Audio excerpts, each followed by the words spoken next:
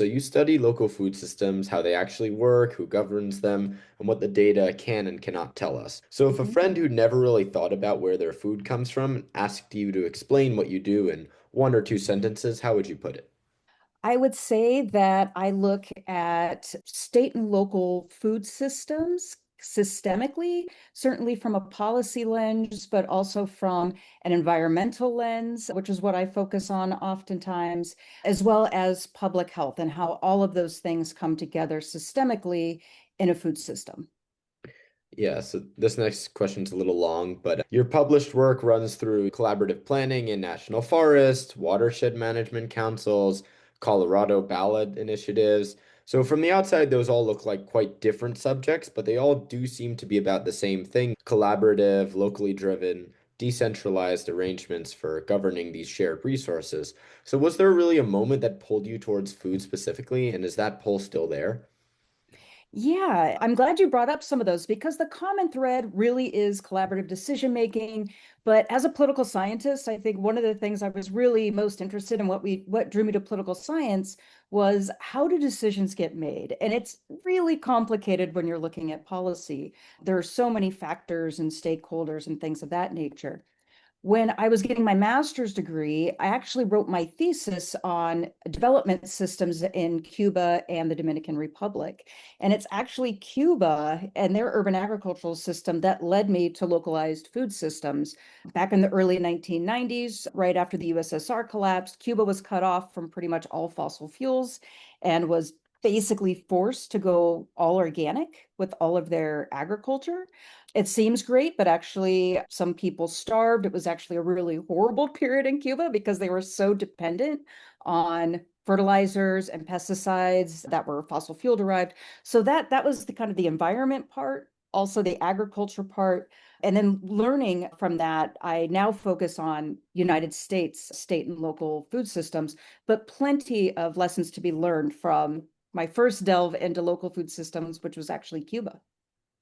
Yeah, so a recent report found that less than 3% of Rhode Island's food, beverage, and alcohol spending goes to local and regional products. Does that number really surprise you, or is it roughly what you expect? And could you extrapolate a little bit?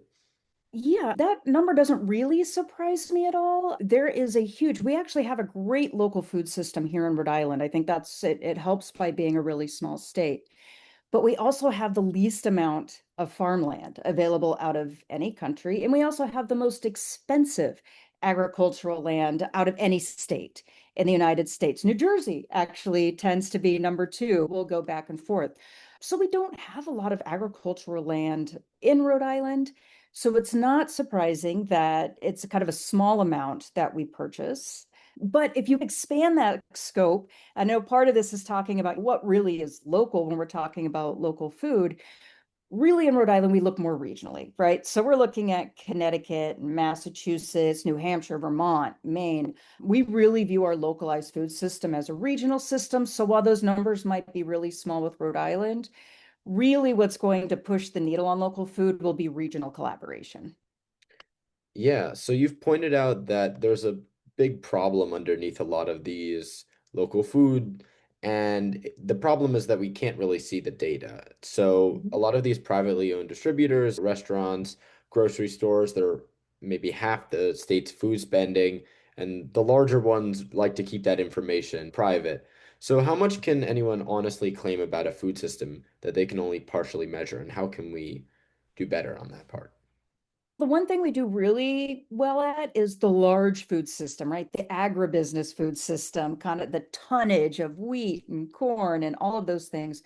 We're actually really good at the large stuff, but it's really hard to measure the small stuff. So the local purchases. So oftentimes what researchers will do, and this is happening in the state of Rhode Island, there's surveys that go out every year. They try to hone in on how best to get responses, but it's still really difficult. So you'll have some organizations like large institutions like universities, hospitals, school systems. They oftentimes will keep track of their local food purchases because that's something that they like to brag about. And I always say that a lot of the focus on local is because it's not just about the food, right? It's about reinvesting in the local community, right? And so folks want to brag about that, but not necessarily all grocery stores and restaurants where they'd have to have a separate line item. And if you're a restaurant owner, that's probably the last thing you want to do is be keeping track of some of that.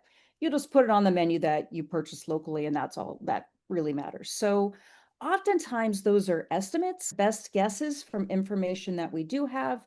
We try to triangulate that by talking to local producers themselves. So oftentimes it's easier to see how much produce did you sell on your farm versus how much did thousands and thousands of restaurants purchase over the course of the year. So it can be really difficult to measure, but we do have boots on the ground out there really trying to do better and better every year. Yeah, so you suggested that the field would really benefit from incentivizing these partnerships that are built on mutual trust between these researchers and distributors. So what would make a grocery chain or a food store actually open its ideas and books to a researcher? Sure. And when that's their personal property. So it's not surprising that they don't necessarily want to share that data. But I have seen it happen before. You'll see actually in European models where they're less strict about data. You can get some really interesting grocery store, especially data out of European countries. But here, what I've found is that every once in a while, if they are a stakeholder in the why, right? Why are we asking you to measure this? We will see sometimes that large box stores or grocery stores will partner, especially with research. And so, one example in the state of Rhode Island, we became the first state. And if you've been to farmers markets, sometimes you'll see if folks are using SNAP benefits at certain farmers markets that for every $5 you spend, you get an extra $2 if you use your SNAP benefits. So that's supposed to help with price accessibility access. The state of Rhode Island was actually the first state to try a pilot program where we did this with grocery stores, not just farmers markets, so a lot larger. And there were actually some grocery stores, it took years to plan it. It took years of having the grocery stores at the table when looking at what can be done and what can't be done. But that is one instance, one case study where the grocery stores did work with local researchers all in on one project to look at if folks came into grocery stores now, they would get X amount back for fresh fruit and vegetables that they bought at the grocery stores, not just local, but any fruits and vegetables. So that is one example where they will give data. So part of it is that they need to know the why and be part of the decision-making process. Yeah, so you've called Farm Fresh Rhode Island one of the most successful food hubs in the nation. So what did they get right that other places haven't gotten yet? I think there's a lot of food hubs who are really successful. One thing that I think helped them is that they were early on. There was this big bump in food hubs right around 2012, give or take, right after the recession. So we see this a lot. If there's a recession, we see more people gardening at home, we see more food hubs, we see this return to growing nearby. So they were really at the forefront of this, but interestingly enough, one of the founders was actually a computer science major. And one thing he was able to contribute was he was actually be able to design an ordering system, an online ordering system, which sounds really easy right now. But back in the day, that was a little bit more difficult. And so it was efficiencies like that. They started really small, like in a basement of a building at Brown University, and grew bit by bit. But a big part of that was their online ordering system and then diversifying. So there's a common saying, if you've seen one food hub, you've seen one food hub. They were all very different and have different operating models. Farm Fresh Rhode Island actually has a for-profit side of the business where they sell to restaurants. They aggregate food from local producers, and then restaurants order online and they deliver to those restaurants. So that's one arm. But they also have, for example, when I said if folks use SNAP benefits at farmers market, they could get double the money for fresh fruits and vegetables. A lot of those programs are run through Farm Fresh Rhode Island. They do a lot with farmers markets. They also do workforce development training in restaurants and the culinary arts. So they're really diversified. And I think they just part of it is that Rhode Island is a very small state. So it's easy to connect with folks. It's easy to talk to city council people or even the governor's office in a really small state. So I also think that that helped to get them off the ground. Yeah, I was actually just going to mention about the Rhode Island Food Policy Council and how they made a deliberate choice rather than to reconcile conflicting stakeholder views through these kinds of statewide policies. they try to make it a network and let communities work out their own solutions. So that's a really good argument of how these kind of local changes happen. And do you think that's the better path? I think it's worked really well in Rhode Island. And I've been very proud to have been part of the Rhode Island Food Policy Council. I joined just a few years after its founding and also chaired it for a while. And to see it grow and what they've done has been amazing. And so you're absolutely right. It started just as getting folks around a table from diverse interest in food, local food. And that included things like hospitality, hotels and restaurateurs and public health, like certainly the justice angle, but also the economic angle, right? And Meals on Wheels and the Department of Health. And there's all these folks that were working in food, but nobody was bringing them all together. And Rhode Island Food Policy Council did that. There was about 10 folks on the council when it started. It's actually not a public council, it's a private council. So it's not attached to the state, with one part-time staff member. And today, I don't know the exact numbers off the top of my head, but I think they have 6 full-time employees and a bunch of part-time employees. They've received a lot of grants, and they've really become this dynamic go-to organization to get food things done. They know who to talk to, they know who to bring to the table. So I think they've done an incredible job. In fact, their executive director just wrote a book on food policy councils that was just published. So there's a lot of dynamic things going on in Rhode Island. But again, going back to the collaborative decision making, I've seen it work really well. And it's taken well over a decade of building trust relationships for the Food Policy Council to be that successful. But they've really become a very serious actor in the food scene here. They compile a lot of data, they track bills, they commission reports, and they work across organizations. So that, at least in this state, has been really incredible for pushing the needle on local food. Yeah, so you were talking a little bit about SNAP programs. I want to expand on that. So almost 2 in 5 Rhode Island households were food insecure a few years ago in 2024, with pretty high rates for Black and Latino households specifically.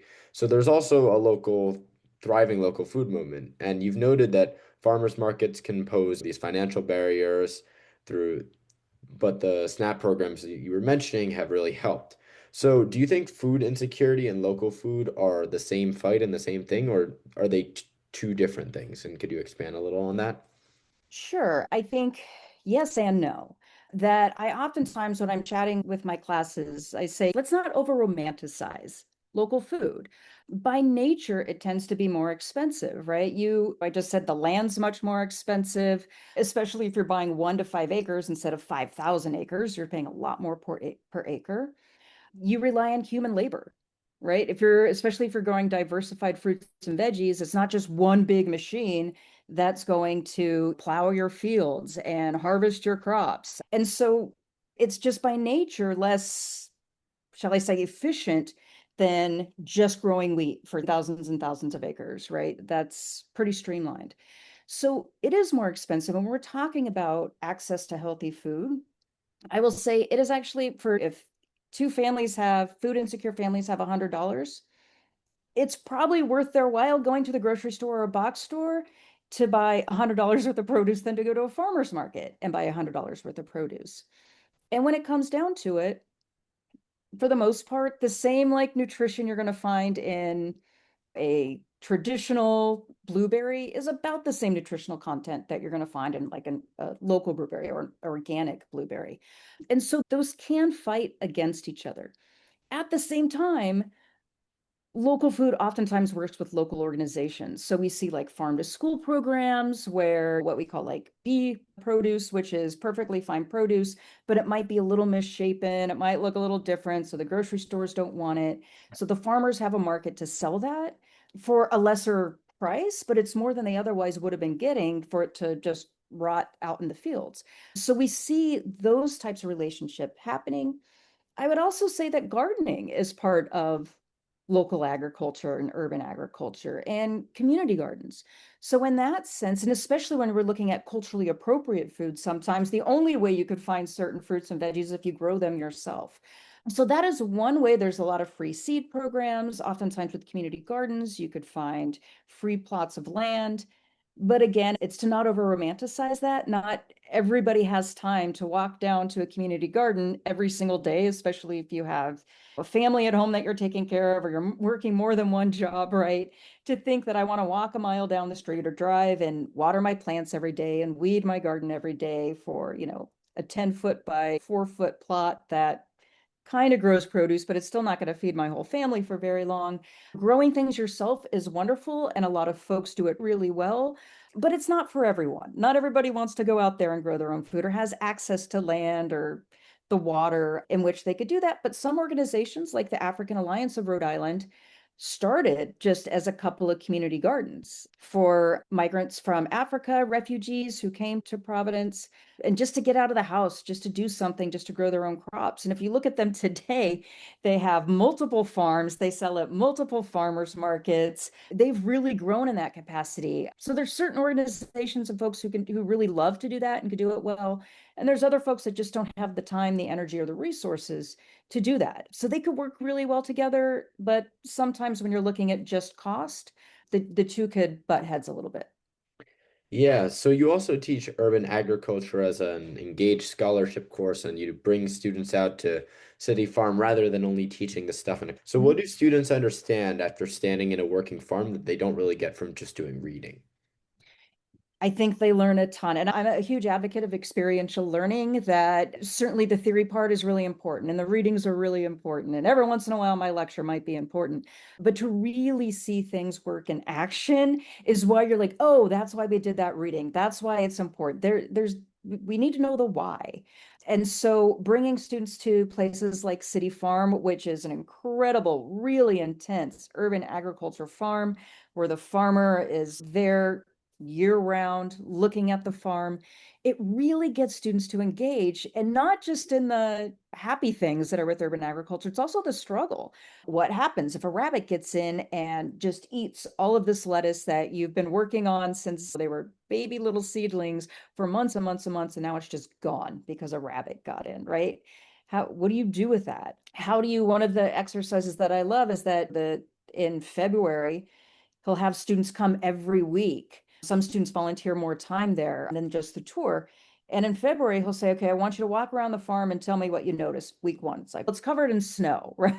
Yeah, it's covered in snow. Very next week, he'll say, okay, walk around the farm and tell me what you notice. And they'll say, it's still covered in snow. And he'll say, I'm going to stop you right there. An entire week has passed. There's no way that nothing has changed in this garden. Now I want you to walk around the garden and tell me exactly what's changed. So it's that attention to, okay, actually, now that you mention it, I guess the snow was up to here last week and now it's down to here. And actually, I guess there's a little green thing growing back there that I didn't notice that week. And so sometimes it's just stopping and paying attention or to understand how things work in practice. I always tell my students that my why I'm such a fan of experiential learning is that we need to learn how to fail. And with experiential learning or engaged scholarship, sometimes things don't work out like it would in a textbook. There's no answer in the back of the book.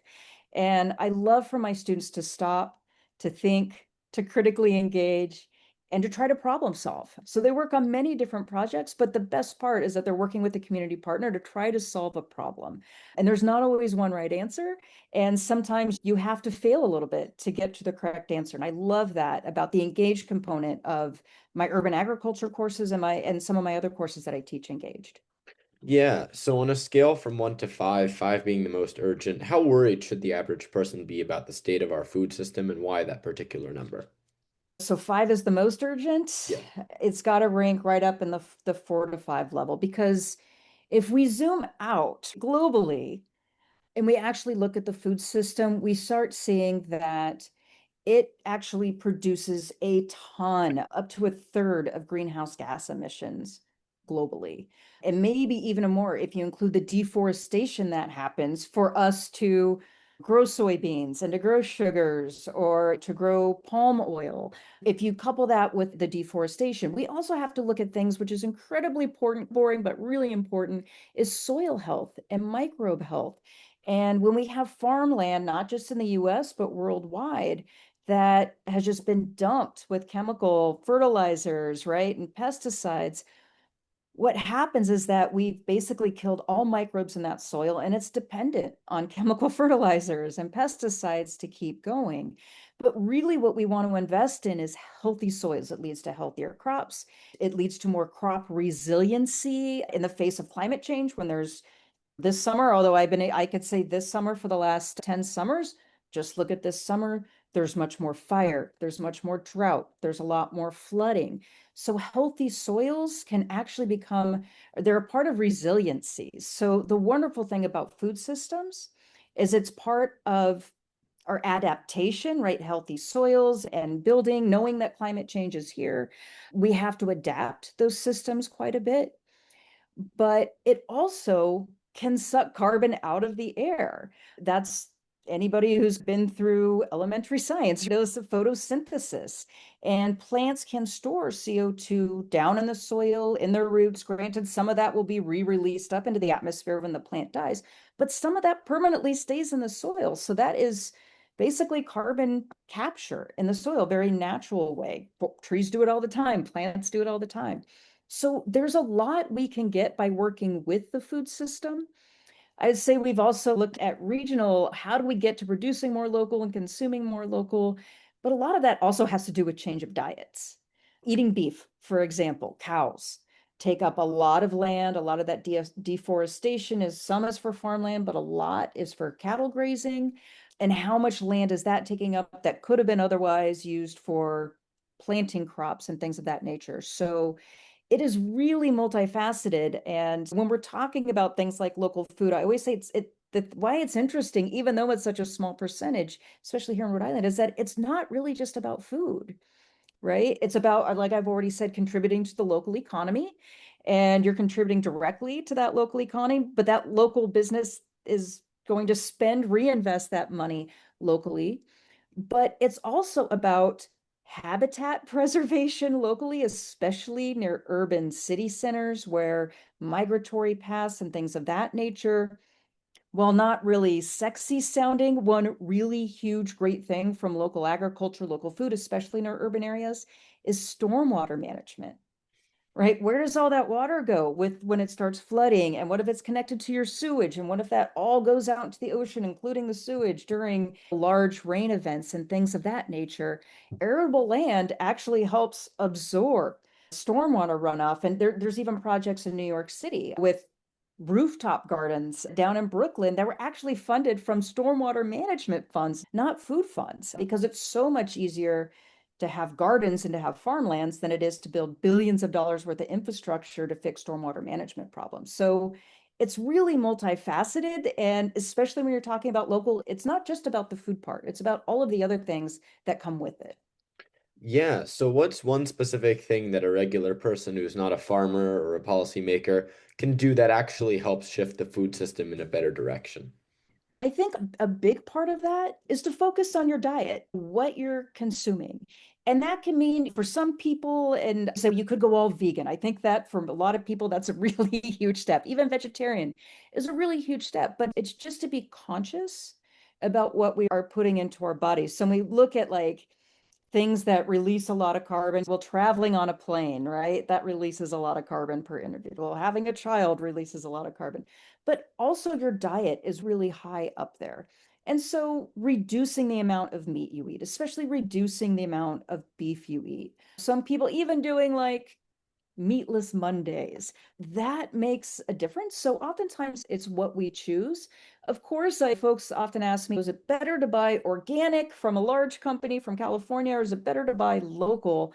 And I say it's great to buy local. Oftentimes it happens to also be organic, but to know your farmer, there it's also much more when we're looking at public health. Sometimes public health comes into the frame when there's maybe outbreaks, and with maybe lettuce getting bagged together in these large distribution systems. And those are also things when we're talking about food security that are just way less likely to happen if you're sourcing something from one farm.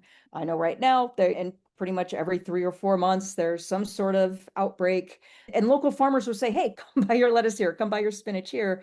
We definitely were not part of that much larger supply chain that could be really dangerous for public health. So It's focusing on your diet, try buying local or at least going to the farmer's market once a year. It's actually a really fun thing to do, but also to support local farmers. But I think the biggest thing an individual can do is just really focus on your diet and to think about the environment and justice issues and things that come with what you're choosing to eat.